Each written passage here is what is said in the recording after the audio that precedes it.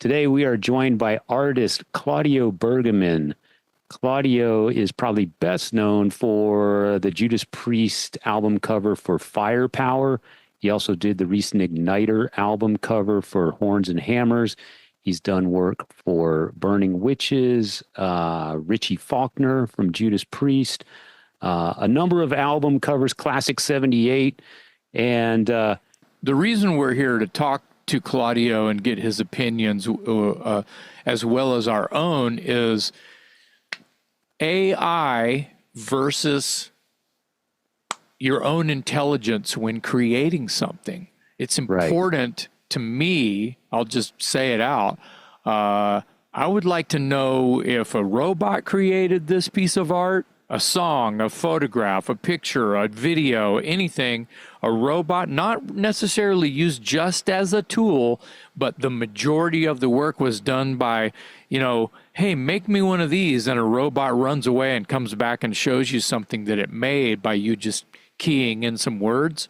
This is what we talked to Claudio about today. Yeah, the use of artificial intelligence in creative pursuits, song, art, etc., videos.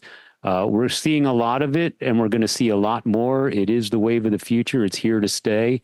So we wanted to bring Claudio in today to just sort of discuss from an artist perspective, how far can you take it? What's acceptable? What are people willing to accept? Are you okay with something that's been artificially produced? Yeah, I was going to say, human element? How do people feel about this? Do they just not fucking care?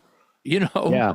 And some don't, and that's fine. But that's the debate today. We just wanted to get, have a conversation with someone who's in that world, because I think, as I've mentioned a couple of times in the episode, a lot of our audience, I know myself included and Jason as well, we really appreciate the human element that goes into creativity. One of the reasons we like a band is not only because we like the music, we appreciate the fact that those 4 or 5 individuals in that band created it. It's like, wow, that is a really cool composition created by 4 or 5 people that collaborated on something. You brought up something during this episode that makes me have a thought now about reading the liner notes on like an Iron Maiden was your example. Yeah, Iron Maiden fans, the bulk, 99%, they want to read the liner notes because they want to know where Steve Harris lives or whatever. You know what I mean? They want to know what basses he uses. They want to know, something about the artist. Well, if AI created everything about this artist that you really like, or you just bought a record with your hard-earned money, there's no credits list at all. This was totally created by a robot. That's all you get to read on the product. The hype sticker is created with AI. Enjoy. Right. That's it.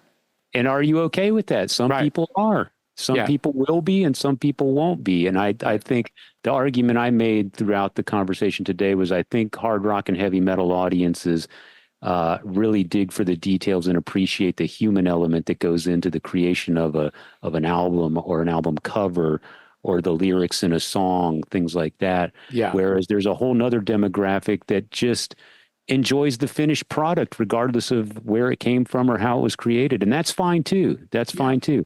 But that is the topic today, artificial intelligence in the creation of art, and how far are you, what are you willing to accept, and where is it going in the future from here? It's an interesting sort of tug of war, if you will. It is here to stay. It's kind of crazy. Yeah, it'll be interesting.